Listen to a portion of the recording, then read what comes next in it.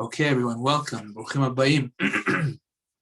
Be'ezrat Hashem, tonight we will be continuing in our Halichot Bat Yisrael series, which is Be'ezrat Hashem tonight, part 12. And I hope everyone had a beautiful Pesach. And now we are continuing as we approach the holiday of Shavuot. It's brought down that all the certain holidays have certain mitzvot attached to them. Sukkot has lulav and etrog and the sukkah. Pesach has matzot and the 4 cups and the seder and all the different things that are done on Pesach, no chametz. Shavuot doesn't have any particular mitzvah attached to it other than learning Torah. So for that reason, Rabbi Ovadia had a custom that before the holiday of Shavuot, they had a custom to learn the laws of Yom Tov, because definitely that's important to know as we approach another beautiful Yom Tov and Yom Tov season, Shavuot and Rosh Hashanah, Sukkot, etc. So it's important to be aware of all the halachot. So Be'ezrat Hashem, B'Shem Hashem, Na'aseh v'Natzliach. And let us begin. First of all, let's talk about what happens before Yom Tov. We know that just like before Shabbat, there's a mitzvah to light Shabbat candles. So in honor of Yom Tov, we also light Yom Tov candles. So there's definitely a mitzvah to do that. Now, does it have to be any particular amount? So over here we say that generally a person should do what they normally do for Shabbat, for Yom Tov as well. Now there's a difference when it comes to lighting Yom Tov candles than Shabbat candles. If you remember when we learned about lighting Shabbat candles, we learned that Rabbi Ovadia alav hashalom held that a person should always make the blessing first and then light the Yom Tov candles. I'm sorry, the Shabbat candles. The Ben Ish Chai argued and said that when it comes to Shabbat, no, you first of all light and then you make the blessing over the candles. Okay, that was regarding Shabbat. But when it comes to Yom Tov, pretty much everybody agrees that you first make the blessing and then you go ahead and you light the candles. And the reason for that is because since on Yom Tov itself you are allowed to light a fire from an existing flame, so therefore there's no problem with saying the blessing first and then lighting the candles. So for that reason, on Yom Tov, it's pretty much universal that when a person makes the brachot on the Yom Tov candles, first they say the blessing, and then they go ahead and they light the candles. Remember, when you do that, don't extinguish the candle. Of course, you cannot do that. Now, whether or not you say Shechianu at candle lighting is a whole to-do. First of all, there are some Yomim Tovim where you don't say Shechianu. For example, Shavi Shel Pesach, everybody agrees there's no Shechianu over there because it's not its own independent holiday. But let's say the other holidays, Rosh Hashanah, when it comes to Sukkot, when it comes to the first days of Pesach, Shavuot. So many women have a custom to say Shechianu at candle lighting. If you have a custom to say Shechianu at candle lighting, so then you can continue that custom of saying Shechianu at candle lighting. However, it's brought down that a person who says Shechianu at candle lighting runs into a question regarding Kiddush. The question is the following: when you say Kiddush, when the husband says Kiddush at home, so part of the Kiddush is the blessing of Shechianu. Now, being that the woman already said Shechianu at candle lighting, the question is the answering of Amen to the blessing of Shechianu considered to be an interruption in Kiddush or not? So there are different opinions about it. So for that reason, some people say better not to say Shechianu at Kiddush, at candle lighting, and just be yotzeh with the Shechianu at Kiddush instead. But nevertheless, if a person wants to answer Amen, he has what to rely on. Rav Moshe Feinstein permitted it, and therefore a person still has the right to answer Amen. If a person does not have a custom to say Shechianu at candle lighting, then that's perfectly fine as well, and you can answer Amen at Kiddush, no problem, etc. So that's with respect to Shechianu at Kiddush. Before we move on, do we have any questions? If we do, we can take them now. If not, we can move on. Yes, Rabbi, what's the best way to distinguish the candle that we light Shabbat candles with? What do you mean? The candle that we use for fire to light Shabbat candles. what's the best way to distinguish it? Because we can't turn it off, right? Oh, to extinguish it. Extinguish, I'm sorry. Yeah, no problem. Okay, to extinguish it. So what you do is when you take that candle afterwards, what you do is you put it down on a piece of tin foil and you let it burn out by itself. Or you can put it in a sink, in a dry sink, and let it just burn out, and it'll burn out by itself. And that way you don't have to extinguish it. Okay, perfect. Let's continue. Another just couple of points about candle lighting, then we'll move on. We have a lot of things to cover tonight. B'ezras Hashem, we should be able to be matzliach in that. So the halachas is like this. A lot of people like to light with wax candles. That's okay. You just have to make sure one thing. People like to make sure that the wax candles stick to the candlesticks. And what they do is they melt the bottom. They take the bottom, they put it on top of a fire, melt it, and then they put it on the candlestick. That is asur to do on Yom Tov. You can't do that on Yom Tov because of the fact that that would be smearing the melted bottom. And that's a problem to do on Yom Tov. So watch out for that. Another important point about lighting candles on Yom Tov, make sure that you make if you're using oil and you are using the floating wicks, poke the hole inside of the floating wicks before Yom Tov. Make sure that you have enough of those holes, those floating wicks with holes poked inside of them before. Otherwise, you can't do that on Yom Tov. Okay, that's important too. It's correct if a person can. A person should light the candles before Yom Tov, the first day of Yom Tov. If they can do it while it's, like Shabbat candles, that's great. If they cannot, for whatever reason, they were late, they can light it on Yom Tov from an existing flame, and that's acceptable as well. Okay, now let's get to the meat and potatoes of Yom Tov. Very important pasuk that everybody has to know, and that is the following. The Torah Kedusha tells us that Yom Tov is different from Shabbat in one special way. Says the pasuk. However, asher yachel lechol nefesh, that which shall be done for every nefesh, for all, meaning for food for people. Asher yachel, that's that which shall be eaten lechol nefesh for people. Hu levado, that alone, yaseh lachem, that is what you are allowed to do on Yom Tov. And for that reason, the Torah is telling us that Yom Tov is different than Shabbat. That the labors that are forbidden on Shabbat, but they are labors that have to do with the preparation of food, those labors are permitted to be done on Yom Tov. So that is the big difference between Shabbat and Yom Tov. Shabbat, even those labors are forbidden. Yom Tov, those labors that involve the preparation of food are permitted to be done on Yom Tov. So let's give some examples of those. For example, a person needs to slaughter a chicken, he can do that.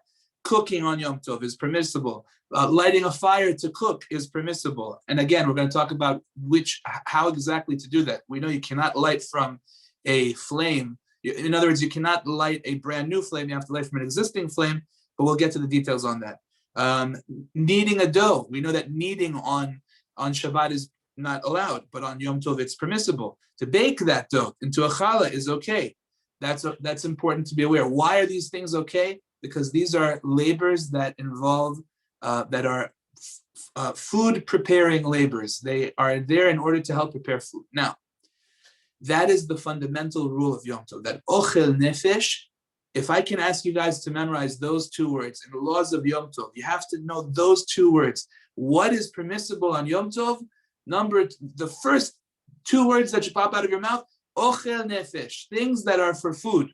Ochel means food, nefesh for a person, food for a person. Ochel nefesh. Very important to know those two words. Now, it's important to know something else, however, which is very important as well. The Rambam explains that although on a Torah level, ochel nefesh is something which is permissible, and not only is it permissible, all ochel nefesh is permissible. Anything for the purposes of food is allowed. However, the rabbis stepped in and gave us clear boundaries, and they prohibited certain types of labors in spite of the fact that they are for the purposes of food. So, for example, on Yom Tov, even though this would definitely be considered an act of ochel nefesh, if I were to go to a tree and I see an apple or a cherry on the tree and I want to take it off the tree and eat it, There's no question on earth that is an act of ochel nefesh. That is an act of me trying to eat food on Yom Tov, which is 1,000,000% permissible on Yom Tov. The rabbis stepped in and said, no can do. We don't let you do that. Why? Because we know that Yom Tov was given. This is important to understand about Yom Tov in general. The reason that Hashem gave us Yom Tov is in order for all of us to be able to sit down and to unite spiritually with Hashem, to study Torah, to enjoy the holiday in a spiritual sense. And the person that could potentially, instead of eating that one apple, could go ahead and now harvest the entire tree. Or if he has an orchard, he can go and take down all the apples of his whole orchard. Or if it was a vineyard, the same idea. Or if, let's say, the same type of idea by fishing. Fishing to catch a fish to eat is also something that is ochel nefesh. But a person might be sitting there all day long fishing instead of being involved in the Yom Tov itself. For that reason, the rabbis went ahead and prohibited labors that people tend to do in large quantities. For example, like we said, harvesting. The guy doesn't just harvest one bundle of wheat. He goes and harvests the whole field. Now, of course, it's ochel nefesh. Why? Because he needs it to make his bread. He needs it to make his porridge or whatever it is that he wants to eat.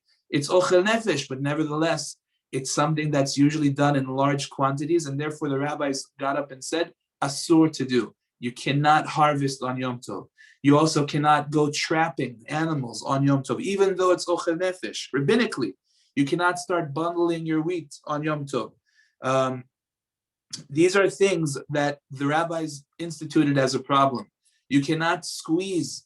We're going to talk about the dash, which is the act of squeezing different juices out on Yom Tov. Same idea, because people will be sitting there the whole day squeezing out oranges, making big buckets of orange juice. Chazal didn't want that. Chazal wanted a person to be involved in the spiritual aspect of the Yom Tov as well.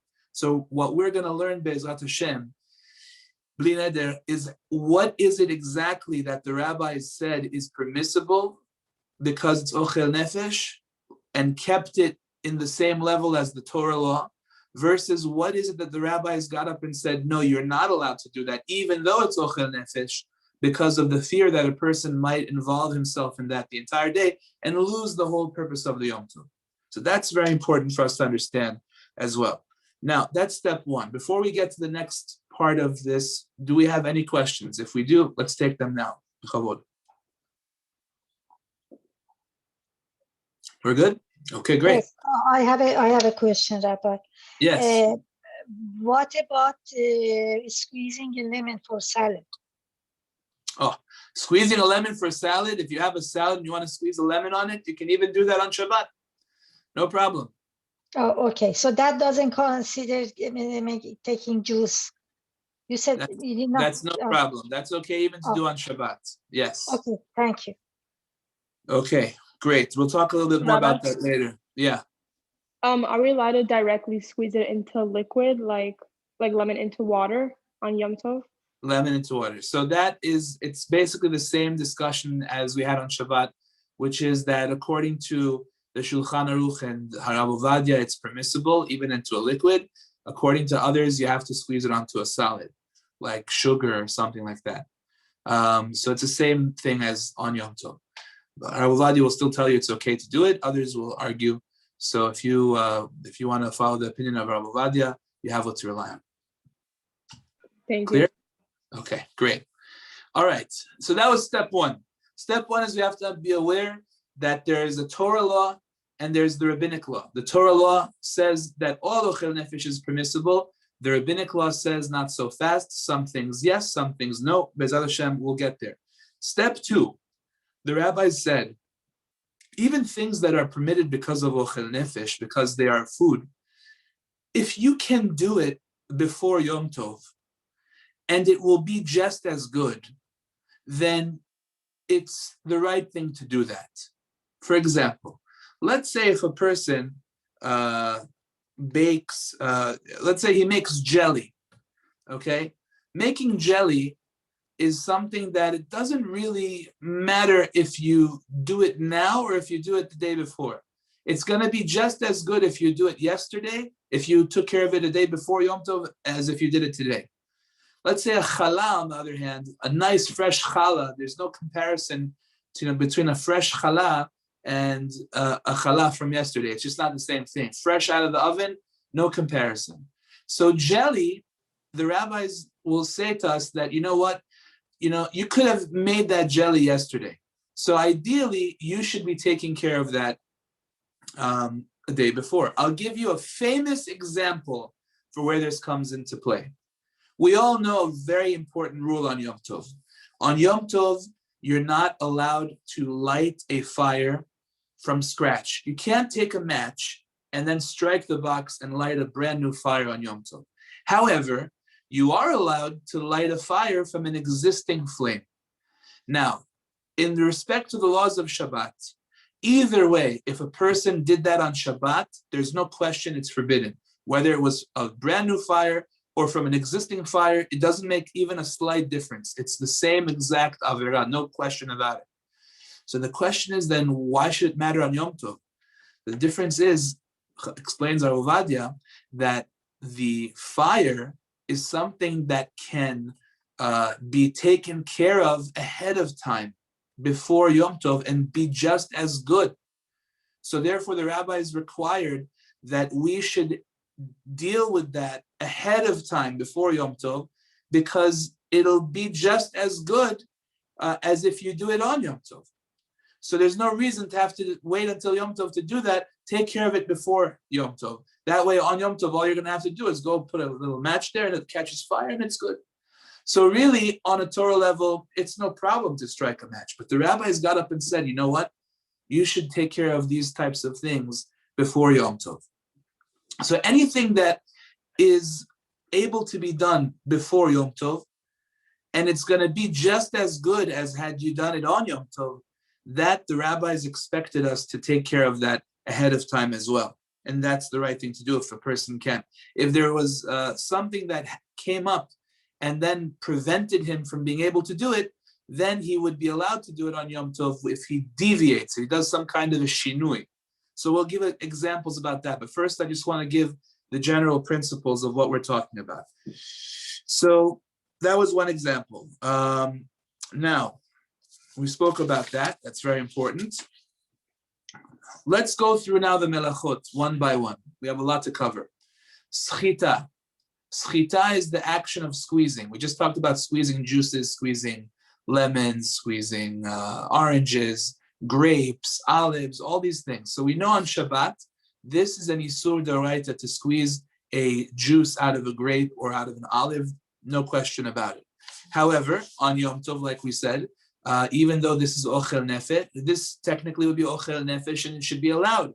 But the rabbis got up and said that you should not do this on Yom Tov either. So a person should not be making juices on Yom Tov. You should not be squeezing oranges for orange juice. You should not be squeezing grapes for grape juice and grapefruit juice for grapefruit juice, right? That type of thing you should not be doing. Olive for olive oil, cannot do that on Yom Tov. In the same way that you cannot do it on Shabbat. Again, the reason is because the rabbis did not want us to be involved in that on Yom Tov for a very long time. Now, that's regarding making juices. We said lemons, on the other hand, there's a heter to do lemons. There's definitely more of a reason that a person should be able to be lenient on Yom Tov and follow that psak of Rabbi Ovadia than on Shabbat. So if somebody maybe is machmir on Shabbat, on Yom Tov, there's definitely more of a reason to be lenient, because to begin with, the whole thing is only asur midrabanan. Okay. Any questions before we move on to the next melacha? Yes.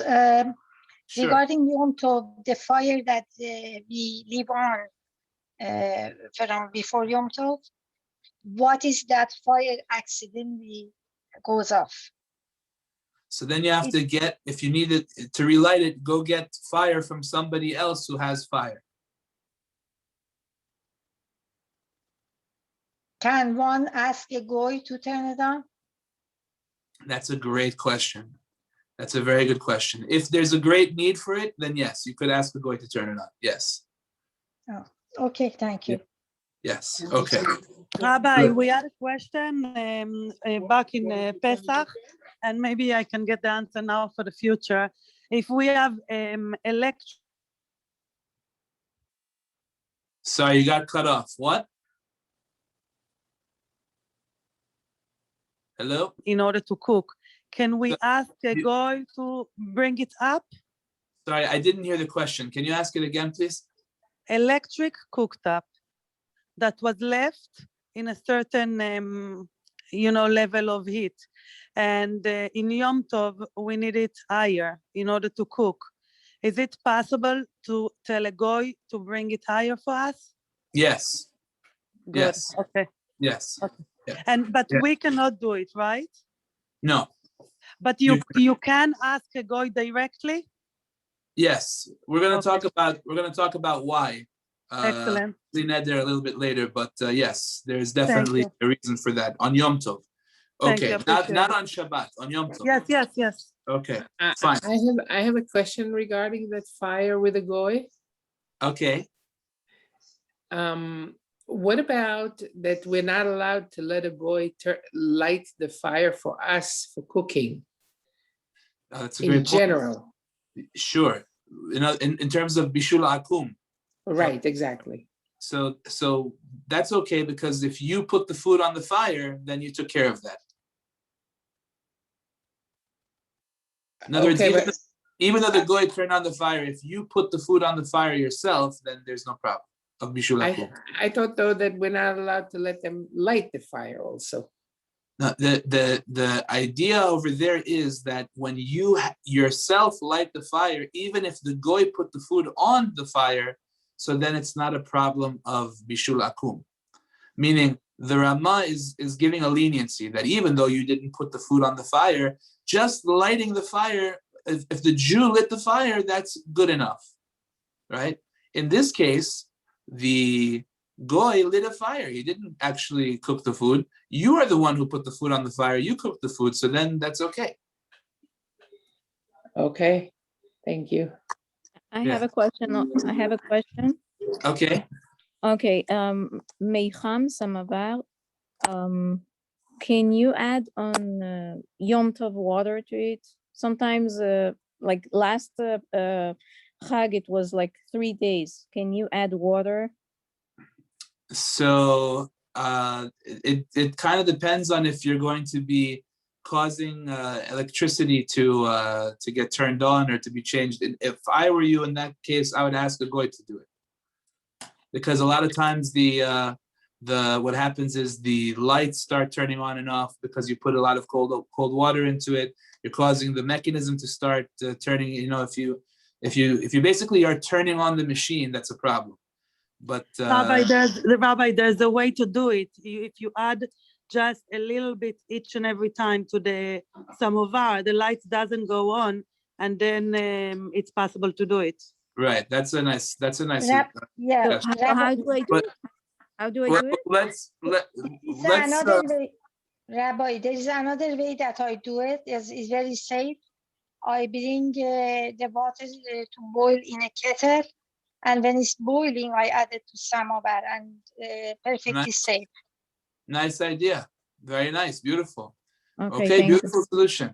Rabbi, can you but please we- repeat the explanation about what's the difference between Bishul Israel and Bishul Akum in terms of who's lighting the fire and who's putting the food on top? Okay, I'm gonna just do it very quickly, but the idea is like this: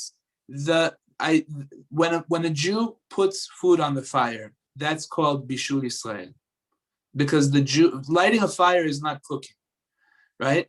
Lighting a fire is not an act of cooking. When a Jew goes to a fire and puts food on it, that is an act of cooking.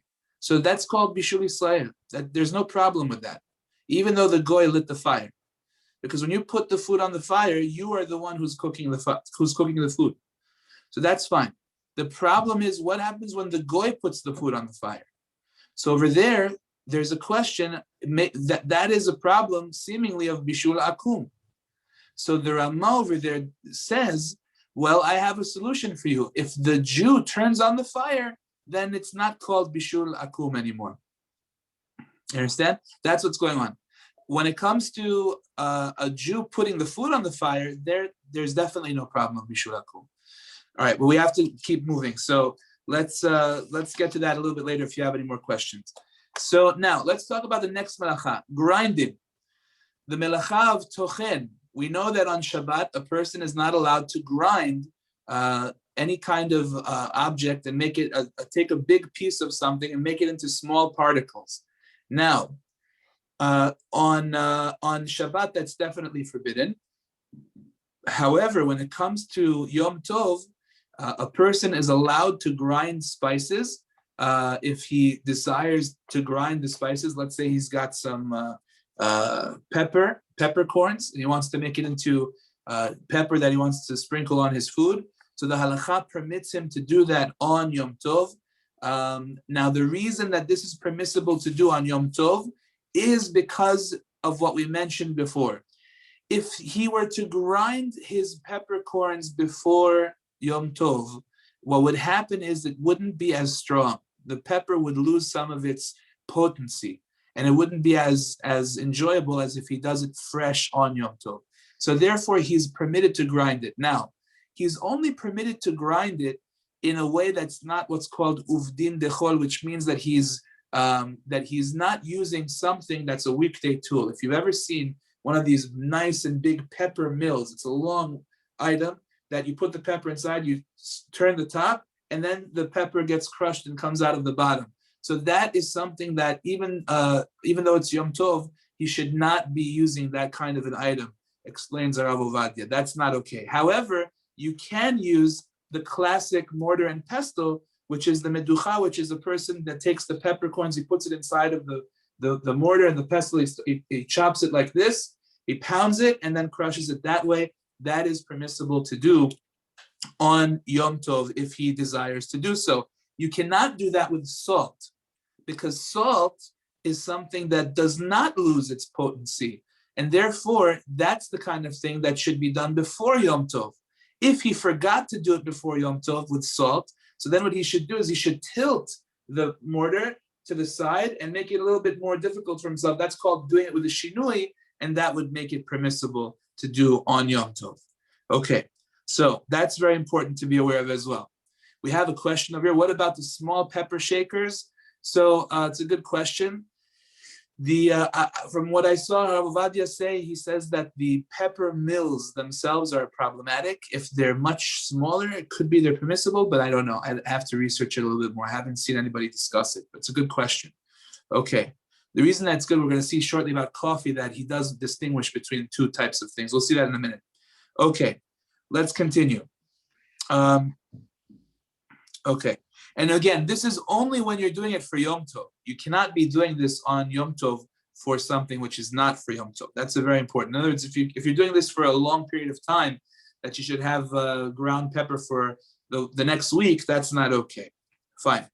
Now, this is a big difference between Shabbat and Yom Tov, because really what we're saying is that grinding for right now is permissible even rabbinically on Yom Tov. Now, let me explain why this makes a big difference. If you remember, when we learned the laws of Shabbat, what we explained was that on Shabbat, there's a prohibition of taking medicine for a minor ailment. If you remember, we learned that if somebody has a slight ache, a slight pain, a headache, something not too difficult, he can basically get over it and walk around like a normal person. So then he's supposed to do that without taking any medicine on Shabbat.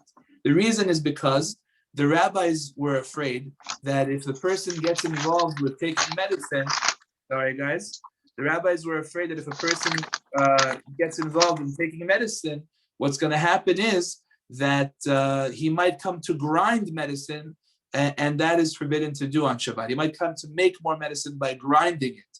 So the rabbis got up and said, no taking pills on Shabbat for small, unimportant things. If it's a big thing, he needs antibiotics, he's got a heart condition, he's got blood pressure, diabetes, whatever the situation may be, that of course he can take. But just a headache or a small kind of pain in his toe, that he shouldn't take medicine for.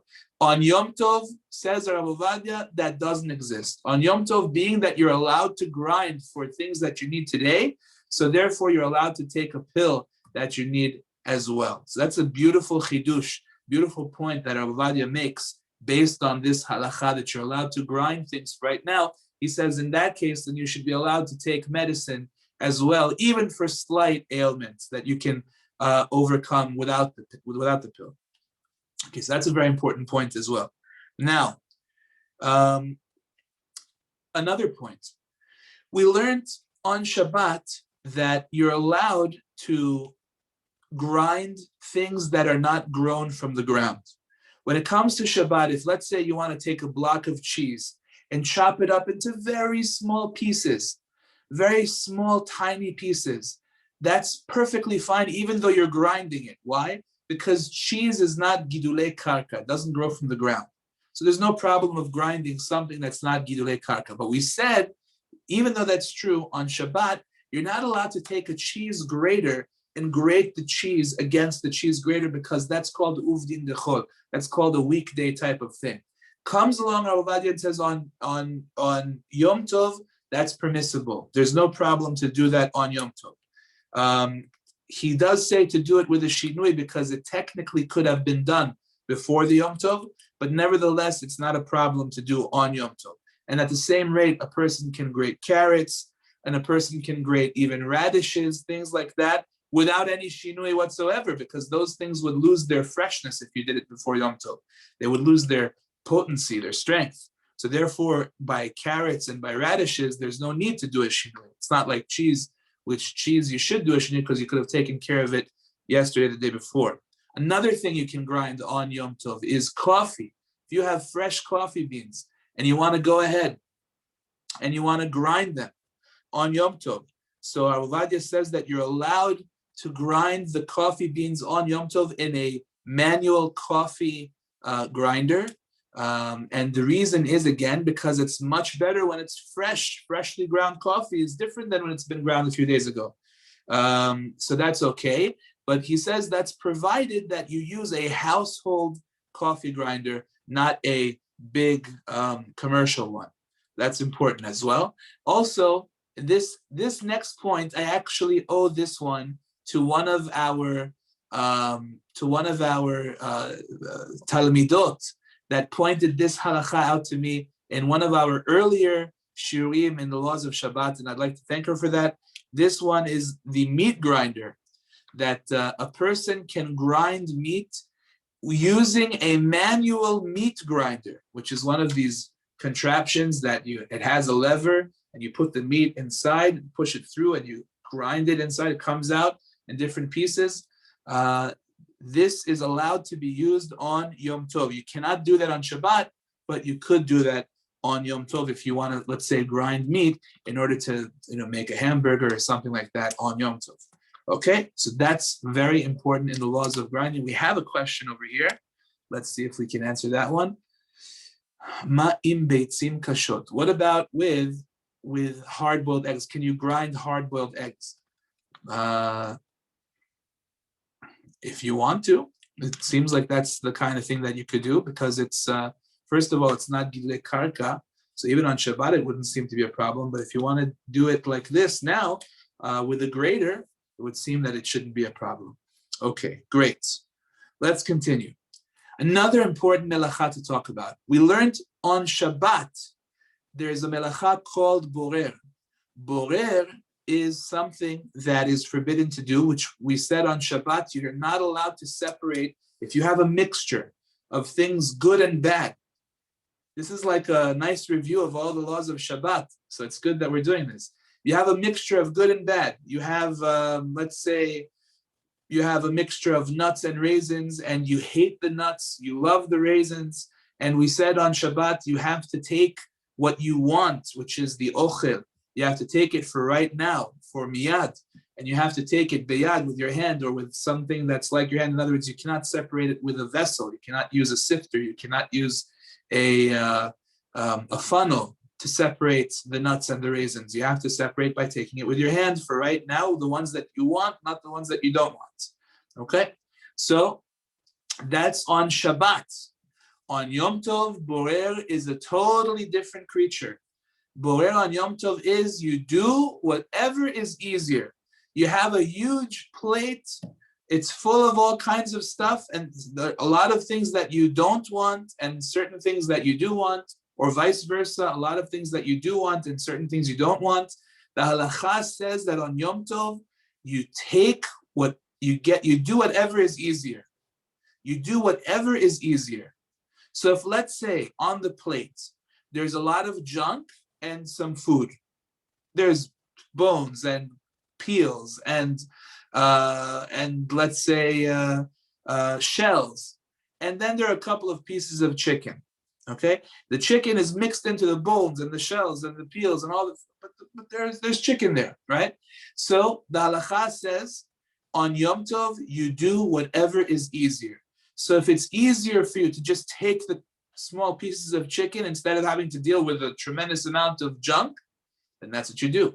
On the other hand, let's say you had a tremendous amount of chicken, and then you had a few eggshells, or let's not say eggshells. Let's talk about, let's talk about things that are somewhat edible. Let's talk about some lettuce that you don't want over there. So you have a lot of chicken, and you've got some lettuce that's there. Okay, so the lettuce for you is psolet. You hate lettuce. You don't want to see the lettuce. It's the garbage, right? So the halacha in that case says, since the lettuce is the minority, it's easier to just grab the lettuce and get rid of it. So the halacha would be, take the lettuce out, throw it away, right? Whatever is easier. Over there, you are absolutely allowed to take the psolet, the bad, that which you do not want, mitoch ha'ochel, from that which you do want. So Borer takes on a totally different status when it comes to Yom Tov. So on Shabbat, that would be like the worst thing to do. You're not allowed to do that on Shabbat, to take the bad from the good on Shabbat. No way, no such thing. But on Yom Tov, you do whatever is easier, provided that you're just trying to do it for right now, meaning not for today, not for tomorrow, because that's the rule with everything in Yom Tov. It has to be doing it for today. And it has to be that you're not using a kli. You cannot use a vessel. So it has to be for today without a vessel. But you could really take the psolet mitoch ha'ochel, the bad from the good, provided that that's easier. You're supposed to do whatever is easier on Yom Tov. So that's very interesting as well. If we have any questions, let's take them now before we move on. We still have a lot of things to cover. Okay, great. Oh, sorry, I have a question. Yes. So that would mean also, like, if like you squeeze lemon and the pits come out, you also allowed to take the pits out on Yom Tov, right? Yeah, if it's easier for you. If it's easier to remove the pits directly, then take them out. But on Shabbat, you're not allowed to do that, right? Even if like you're going to serve. Yeah, because on Shabbat, you're not allowed to take out the bad from the good. You're allowed to take the good from the bad, but not the bad from the good. Okay, thank you. Okay, great. Let's continue. So we talked about schita, about not squeezing juices. We talked about grinding, what you are allowed to grind, what you're not allowed to grind, how and so on, all that stuff. We talked about borer, which is also very important, how to do borer, do whatever is easier. We said, very good. Now let's talk about, this is probably the one that we've all been waiting for, and that is bishul. Bishul is the big one. Cooking on Yom Tov. What is allowed to be done? What is not allowed to be done? But before we get to cooking, there are some very key rules that we have to talk about in the laws of Yom Tov in general, and now is a good time to do that. First of all, like we said, you're only allowed to do any of these melachot for food if your purpose is for Yom Tov, like we just said a second ago. It has to be for Yom Tov. A person who cooks on Yom Tov, specifically for after Yom Tov, is in violation of the Torah prohibition. You're not allowed to do melacha on Yom Tov if it's specifically being done for after Yom Tov. That's not allowed. It has to be that you're doing it for Yom Tov. That's number one. Number two, it has to be that whatever it is that you're doing for a Jew. You're not allowed to do any melacha on Yom Tov for the purposes of a goy. The reason is because the Torah says, Ach asher yaseh lechol nefesh, hu levado ye'aseh lachem, which means you're allowed to do ochel nefesh lachem, for you. Hashem is telling it for you, the Jewish people, but not for goyim. So therefore, the halakha says something very interesting. If you want to invite a goy over to your house for Shabbat, to have a Shabbat meal with you, no problem. Technically, as long as he's not going to, God forbid, influence you negatively, he's going to, sit at your Shabbat table, no problem. I recently saw actually somebody invited a goy to his house for Shabbat to just, he wanted to film what it's like in a Hasidic community. You want to do that on Shabbat? The guy wants to be at your house on Shabbat? Gesund tehek, no problem. Same thing on Yom Tov, asur. Cannot do it on Yom Tov. Why? Because on Yom Tov, there's a decree the rabbis made not to invite a goy. Why? Shema yarbe bishvilo. Because you might find yourself cooking for this goy. Naturally, you want to give the goy a cup of tea. You know that it's Yom Tov. You don't have to change how you would normally make your tea on a weekday. You could take the tea bag, put it underneath the urn, pour the hot water onto the tea. You're cooking, no problem. But you're cooking for the goy. That's already asur. On Yom Tov, the Torah specifically says you're allowed to cook for yourself, for a Jew. You're not allowed to cook for a goy. In the same vein, you're also not allowed to cook for a non-human being, an animal, because of the fact that the Torah again says specifically you're allowed to cook lachem, for you, for Jews, but not for animals either. So that's a rule with respect to whom you are allowed to cook for. And then last and certainly not least, it says one rule which is very important. It's going to shed a lot of light about some of the questions that I'm sure you all have. The pasuk says that it's only that which is going to be eaten. Lechol nefesh. Chol nefesh means it has to be something that everybody would be having, something that everybody needs. Lechol nefesh. The Torah says all people, which implies that it has to be something that everybody would need. In halakha, it's called davar hashaveh lechol nefesh. It has to be something that everybody would need. And that's a very important rule. So those are three rules that we have to bear in mind going forward. And we'll show where they come into play. So let's take it step by step. Number one, cooking on Yom Tov. Cooking on Yom Tov is absolutely permitted as long as you're doing it for Yom Tov itself. There's no problem to cook a nice pot of soup, to bake beautiful chalot. There's no issue. You have to make sure that your stove is on before Shabbat, before Yom Tov. Make sure that your stove is already lit before Yom Tov. Make sure that your ovens are lit before Yom Tov. Then on Yom Tov, you can go ahead and you can put your pots of soup or pots of stews or whatever it is that you want to cook on Yom Tov. You can then put it there on Yom Tov, no problem. You could take your dough, put it in the, you could take your dough, if the Yom Tov is on a Friday, you could take your dough that you just kneaded and you could put it in the oven that's already been lit before Yom Tov and bake fresh chalot on Friday morning in honor of Shabbat that night. No problem whatsoever. Now, there's another important halakha in this sense. Somebody might say, well, when I make a batch of dough, I make a 5-pound batch, and that's something that is much more than I need for Yom Tov. So it's definitely going to last me for Friday, and it's going to last me for a few days, for a week. Am I allowed to do that? So the Gemara says that a person, even if they only need one challah, is allowed to bake an oven full of chalot. Why? The reason is because when you bake more chalot, it makes your one challah that you do need better and tastier. So therefore, because of the one that you do need, you can bake an entire oven full of chalot.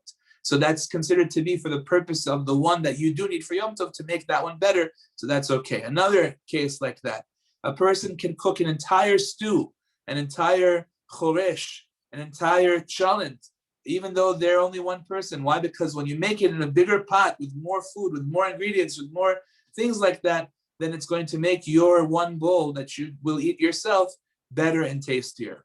So that's an important halakha to be aware of. So a person is allowed to make a large quantity because that large quantity will benefit the smaller quantity that he himself needs. So it's considered to be being done for the purposes of Yom Tov itself, even though there will definitely be leftover for the next day or two. Okay, so I hope that's clear. That's important to be aware of. Do we have any questions on that before we move on? Okay, beautiful. Let us continue. Now,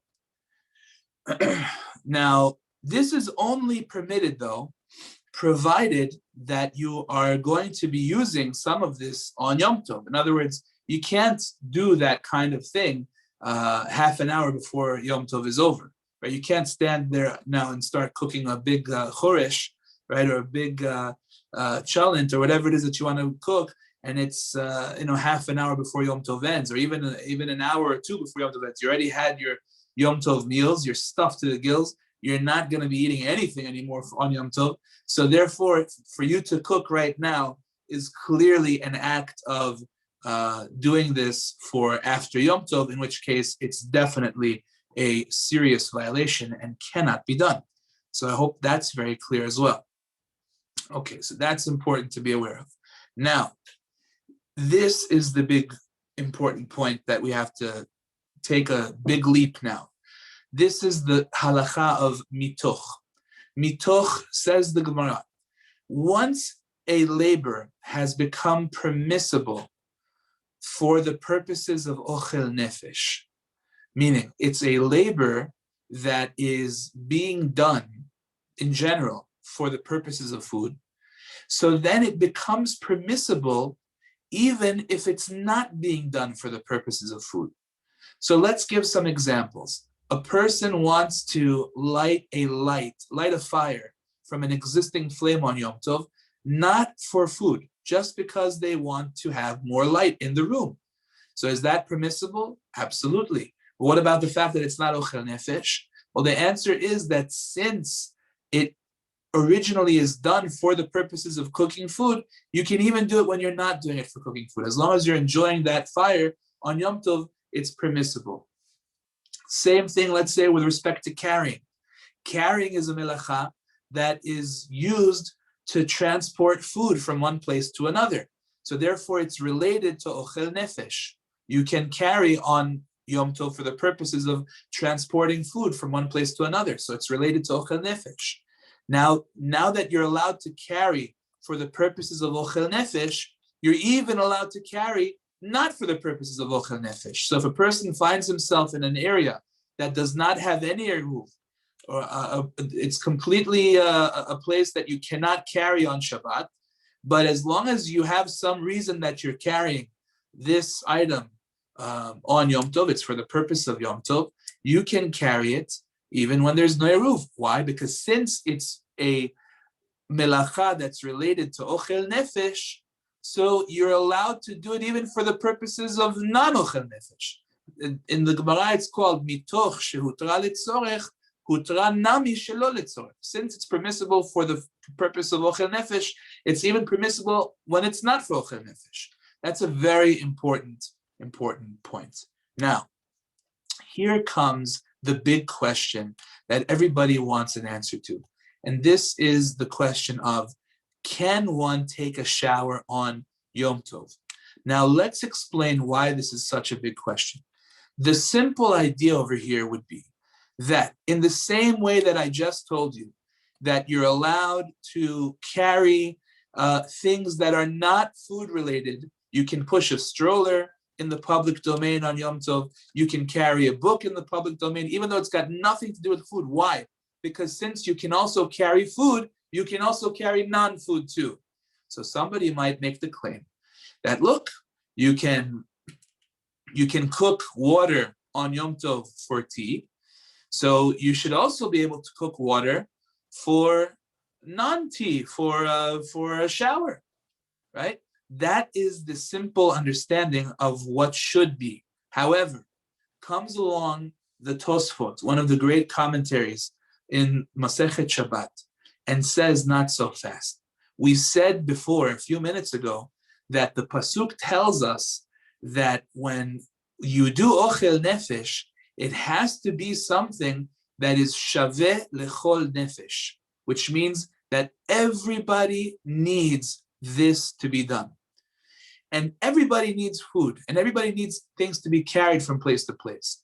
But not everybody, says the Tosfot, needs to have a full body shower.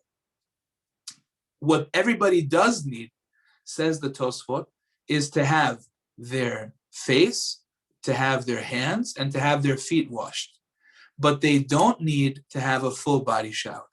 That is what Tosfot explains. So for that reason, comes along the Shulchan Aruch and says that on Yom Tov itself, one may not heat up water on Yom Tov for the purposes of a full body shower, because the Torah only permits something which all people need and not something that not everybody needs. But you may heat up water, says the Shulchan Aruch, on Yom Tov for the purposes of washing your face, your hands, and your feet. Now, that being said, what would come out over here is that it is forbidden to cook or to heat up water on Yom Tov for the purposes of a full body shower. That's the simple understanding of this halakha.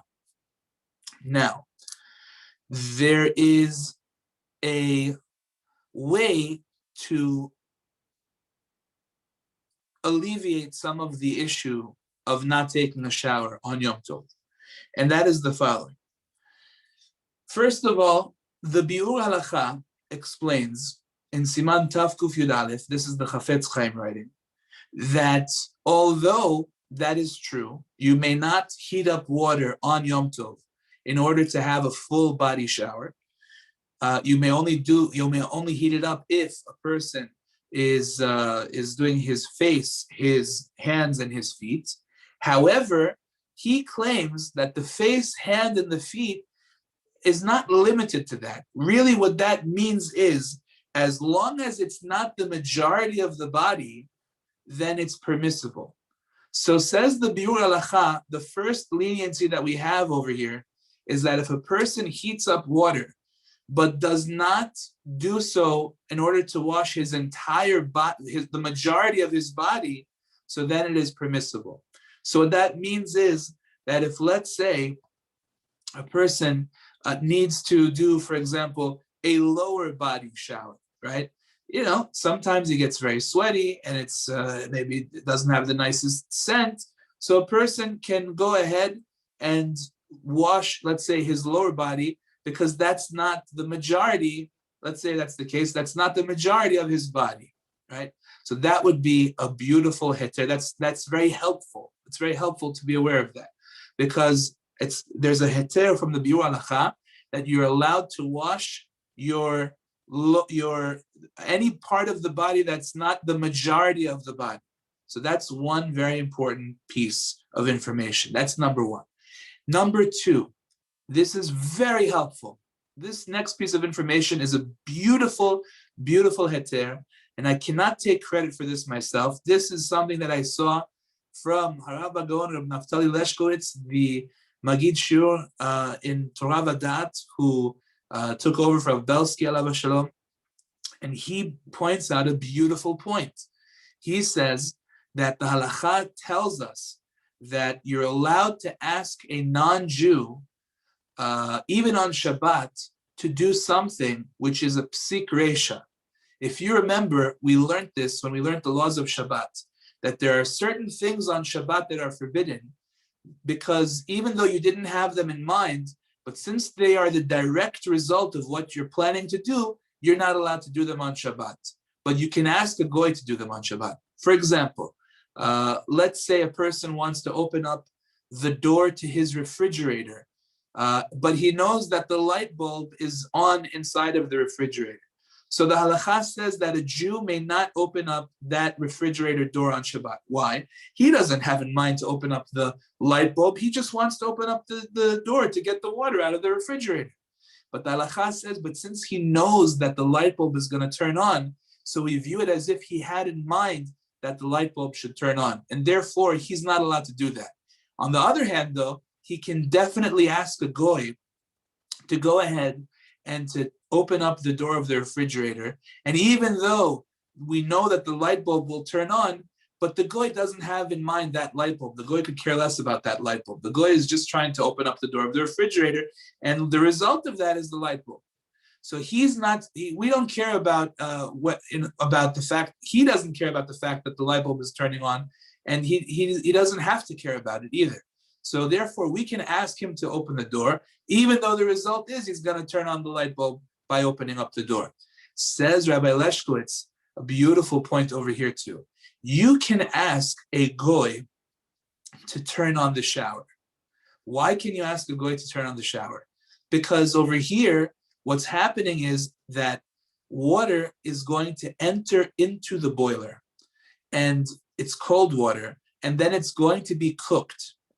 And that is something which we're saying is not allowed to be done on Yom Tov because of the fact that you're not allowed to heat up water on Yom Tov in order to take a full body shower, we just said. But although that is the case, that is something which is a psik reisha. It's something that we're not allowed to do. We're supposed to refrain from doing that because it's as if we have in mind to do that. But when it comes to a goy, the halacha is that doesn't matter. The goy can't, we can ask the goy to do a psik reisha.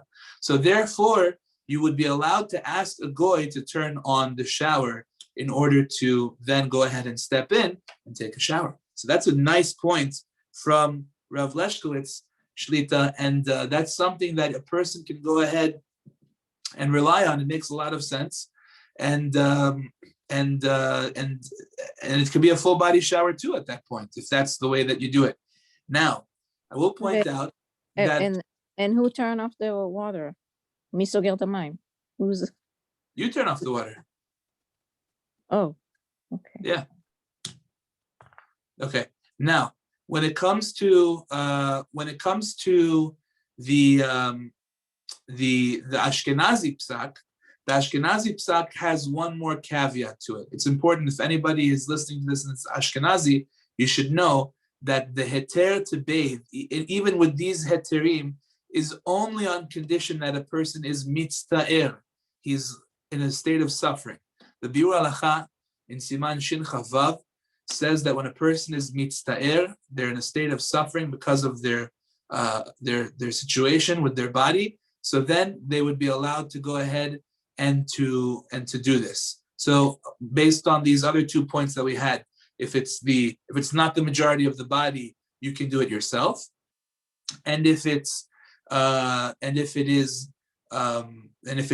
you have a goy turn on the water, then it could even be a full body shower, provided that if the person's Ashkenazi, that he really needs it. He's really suffering with his body because of it. Okay, so that's a very important thing to realize. It's not a cut and dry heter just like that. If you look at Rav Ovadia's books, there are he mentions a couple of ideas there, but you can come to a mistaken conclusion. I admit that I've reached mistaken conclusions based on what he wrote over there. It's not so simple. So even the Yalkut Yosef, the English Yalkut Yosef, who went through all of Rav Ovadia's works, comes out saying that the simple halacha is that you should not just turn on the water and take a full body shower on Yom Tov. But like I said, with these heterim, if you're not doing the full body, let's say you're doing just the minority of the body, then even you could turn it on. And if it's something that is that you have to go turn it on, then you really have the heter, which is very good. Okay, so I hope that's clear, and I hope that that's helpful to me. I found it very helpful. We have a question here. What about a cold shower? Cold shower is definitely fine according to the Sephardic view. You can even do a cold shower on Shabbat. Technically, you just have to watch out for other things. You have to watch out not to squeeze out your hair. You have to watch out for different issues that we talked about in the laws of Shabbat. But as far as bathing is concerned, cold shower is fine. And for the Ashkenazim, again, if they're suffering, if they're in a real state of bodily suffering because of their situation on their body, then even they could do it as well. Okay, what time is it? Wow. I have a question. I have a question, Rabbi. Yeah. In Yom Tov, if I heard, and maybe I'm mistaken, if I open in the shower, if I open the water, the hot water, in order to wash my hands and wash my feet, the hot water already came to the shower. Now I can turn on the shower and have a full body shower. I heard it from a rabbi, so I'm not sure that maybe I did understand it correctly. I did see such a I saw a similar idea written about washing a dish. It's the same type of an idea. You can take a dish, which we're allowed to wash dishes with hot water on Yom Tov. Take the dish to the shower and wash the dish with hot water in the shower. And that way, now that the water has been turned on for a good reason, so you can leave it on for the shower. I have seen it. It's the same exact idea, just instead of a dish, it's for your hands, feet, and face. I don't know if that's enough of a reason, if that's good enough to rely on. B'li neder, I'll get back to you. I did see it brought down, but personally myself, the reason I didn't mention it is because I would find it so much simpler to just either take the minority of the body or to have a goy open it up. But I have seen what you're saying. I need to research it a little bit more to know if you can just rely on that. I didn't come out with absolute clarity on that one. So it's a good point, but I have to get back to you. Okay. Any other questions before we call it a night? Yes, I just want to make sure that I understand it correctly. Sure. Can I wash my body, keep my head out, not wash my hair? But can I wash the rest of the body without washing my hair, my head, keep my head out? So you minority, you're allowed to do minority of the body, minority. So if the head is if you're doing your whole body except your head, that's not minority. You're doing majority of the body. That's no good. You can do minority of the body with if you turn it on yourself, or you can ask a goy and then you can do a full body shower.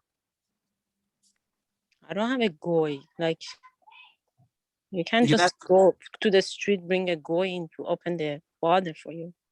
It's so embarrassing. Okay. If it's not practical, then you can at least do the minority of the body. You can do the minority. Let's say in one shot you do the one section, and then maybe a few hours later you do a different section. That's also. I can do it in sections. Yeah, minority of the body. You can heat up water to wash the minority of the body, and then a few hours later do the other minority of the body. I don't see why that would be a problem. It already becomes a suffering. That's the problem, Rabbi. If you can find out for us in regards, or at least for me, in regards to washing a dish or washing your hand or face, and then continue with the rest of the body, that will be much appreciated. I know. I saw it. I wasn't so fond of it, to be honest with you. I wasn't so fond of what they were saying, but I'll try and look into it again. That's why I didn't bring it down.